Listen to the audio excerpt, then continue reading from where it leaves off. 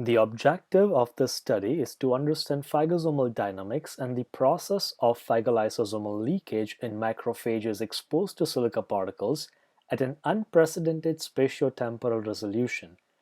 Inhalation of silica dust is an occupational hazard resulting in a fibrotic lung disease called silicosis. Alveolar macrophages in the lungs scavenge these particles, resulting in inflammation and cell death. We were interested in understanding the first damaging event, phagolysosomal leakage, that occurs upon uptake of silica particles. The process by which foreign particles are taken up is called phagocytosis.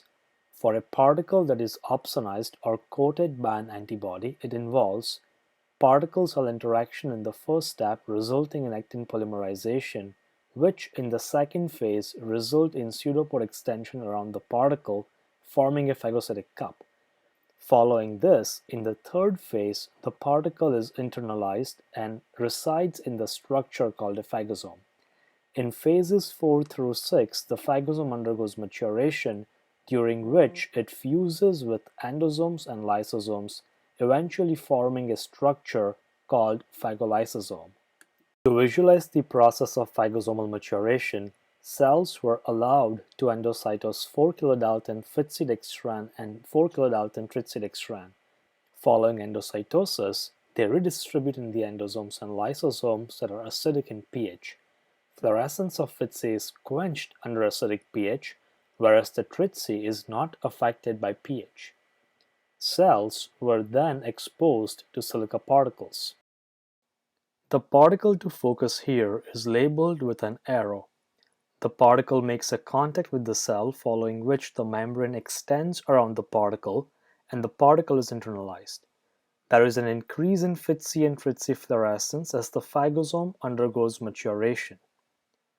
As the pH in the phagolysosome drops, the Fitsi fluorescence decreases, whereas the Tritsi fluorescence continues to increase.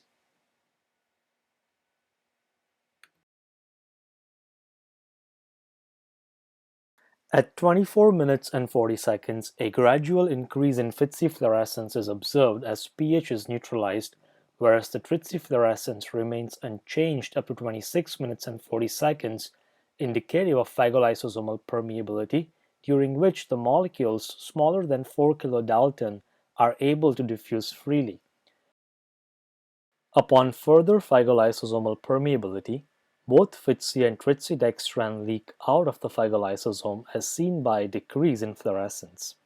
From 32 minutes and 20 seconds and onwards, an increase in tritsidextran is observed, indicative of fusion of endosomes and lysosomes to the damaged phagolysosome, after which it is no longer leaky.